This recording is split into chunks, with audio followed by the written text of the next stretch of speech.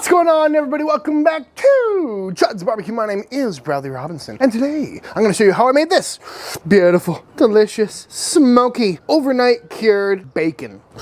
Coming up!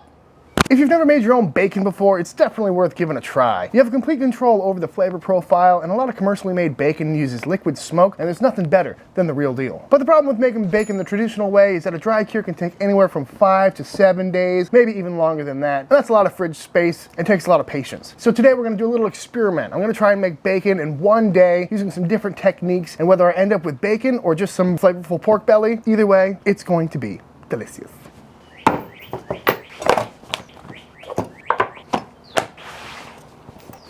This is a pork belly. I picked this up at my local grocery store, but if you can't find one around you, you can always go to Costco or Sam's Club or something like that, or order them online, or, you know, call a butcher. They can always get these for you. But I'm not gonna do any trimming on this. This is already good to go. Skin off and a nice meaty piece. Looks like bacon already. So I had this idea back when I was making pastrami a couple weeks back. Typically pastrami takes a few weeks to marinate as well, but I sped the process along by using an injector to make sure that brine got deep into the meat without having to sit for a week or two. And I figured, hey, maybe the same principle will work for bacon. So that's what we're gonna do today. I'm gonna take the same brine I used for my Canadian bacon, and we're gonna inject it right into this pork belly, let it sit overnight, and see how it comes out. Because if it's good enough for back bacon, why not belly bacon? To get our brine ready, we are starting off with 1 gallon of water, a whole bunch of kosher salt, some pink curing salt, and we're just gonna whisk this together until it is completely dissolved. Once completely dissolved, we're gonna go in with some sugar. In this case, I'm going in with some maple syrup, obviously. Oh yeah, get in there. And at this point, you could be done, but I'm gonna go in with some aromatics as well, for good measure, including some crushed garlic, yoink, a nice sprig of thyme, a couple of bay leaves, some sage, and I'll throw a little rosemary in there too. And you can pretty much put whatever you want in here. Any spices you like, maybe put some chili flakes in there, that'd be good. And now for the injector. Because I struggled so much with that tiny little injector last time, I decided to invest in one that's a little bit more serious. I'll link in the description for where I got this one, but we're just gonna pour in our brine. Try not to get any garlic or leaves in there, because we don't want to clog up the hose. And now, in with the pork belly. We're just gonna pump it full. Oh yeah.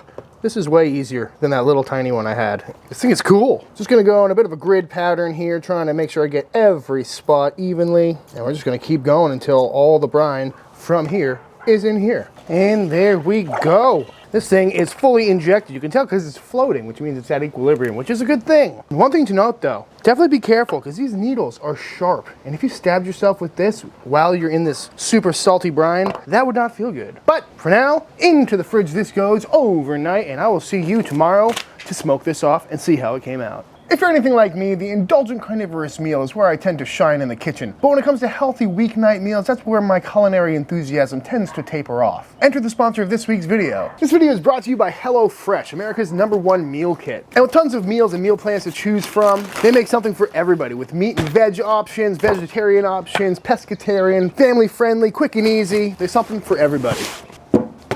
The reason I love HelloFresh is because it's quick, easy, and affordable, and so convenient. It saves me so much time. All the ingredients you need for these pre-planned meals are already in the bag, saving me a whole trip to the grocery store. Don't have to put any thought into what's for dinner, and everything's always super tasty. And also, more vegetables in my diet will mean my mother will stop complaining so much on the phone about how much meat I eat. And because everything is pre-portioned out, they only give you what you need. A meal kit like this has 25% less food waste than traditional methods. That combined with all the recycled materials used for the packaging, you can rest easy that this meal kit has a very low carbon footprint. Ooh.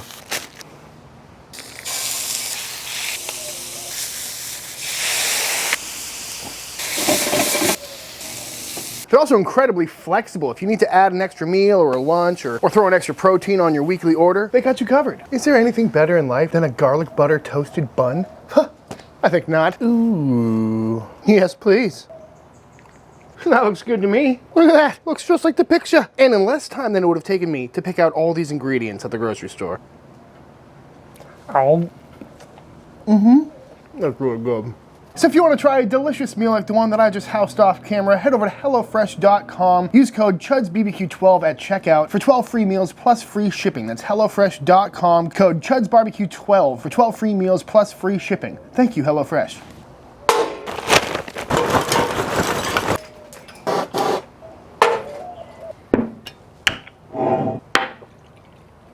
Sometimes in life there's a snake so deep in your boot that there's just nothing you can do about it. At these times, all you can really do is grab yourself some bourbon and try and move past it.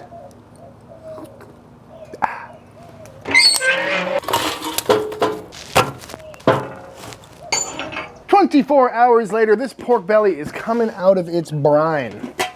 I'll put a little plate in there to keep it submerged. Feeling heavy, looking pink, good signs. I'm gonna give this a bit of a rinse just to get all this garlic and leaves off of it, make sure there's no extra salt on there, and then on the smoker it goes. We're gonna be rocking this pit right around 150, 200 degrees Fahrenheit for the next 3-4 hours, or until we reach an internal temperature of 150 degrees in this pork belly. 7 hours later, and this bacon is coming off the pit. We're at an internal temp of about 155, and this took a lot longer than I was expecting. Probably because it's pumped full of brine. Also, we had a massive thunderstorm, so the pit went pretty low for a minute there. But regardless, you could slice into this right now and get some beautiful bacon, fry it up, and have a good old time. But it's about 2 in the morning right now, so I'm gonna pop this in the fridge overnight just to chill down a little bit. We're gonna slice into this tomorrow for breakfast. One optional overnight rest later, this bacon is coming out of the fridge. And when I put this in the fridge last night, I decided to press it, meaning I put another sheet tray right on top, put my tortilla press on there, added some extra weight. And what that's gonna do is really help with the structure of the bacon. As you can see, it's really flat, really even all the way around. It's also gonna help all these extra juices leach out, all this jelly over here. This is extra moisture and fat that we don't necessarily need. And overall, it's just gonna help the structure and texture of this bacon. But that being said, I think it's time to dive on in. First thing I'm gonna do before I put this on the slicer is just trim it up a little bit. We got some parts over here that aren't so pretty, and also my meat slicer is only about that wide, so we're gonna trim this down a little bit, starting right about no, which should give us a beautiful cross section. And that's looking pretty good to me. That's got that nice pink color that bacon usually has, meaning that cure did its job, and certainly smells smoky and delicious. So I think it's time to start slicing away. That certainly looks like bacon to me. Looking real good, promising. Nice straight edges on there, love to see it. This is why pressing it works really well too. It really just brings it all together.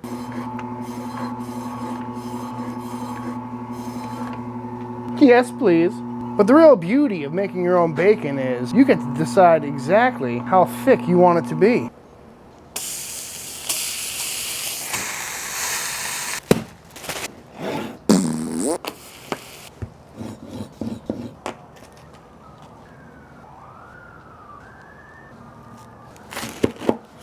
And there we have it, folks. A beautiful homemade bacon BLT. What more do you need in life than that? Some good looking bacon. That's really hot. Ow. It's a little bit on the small side, but I think that's more to do with my meat slicer than anything else. But yeah, this is some good bacon. Pretty well seasoned. In this thick form, it's crispy yet chewy. Kind of the perfect balance for BLTs. One other thing about bacon making is you should always test it as soon as it comes out of the brine, or even right after the cold smoke, because depending on what kind of pork belly you get, it may come pre-injected with a brine or some sort of salt solution, meaning if you put it into this brine, it may be way too salty. So whenever it comes out of the smoker, just take a slice off, fry it up, give it a taste, and if it is too salty, you can always desalinate it. What that means is just soak it in some cold water for 2 to 4 hours and then try it again. Meaning if it is too salty, you can always fix it. So be sure to taste test it before you slice it all up into little slices like this. Man, I miss the fresh tomatoes of summer. Ow.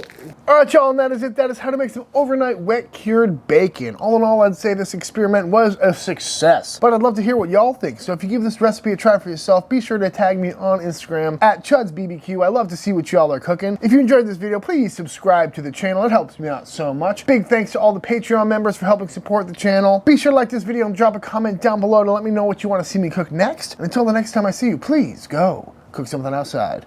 Peace!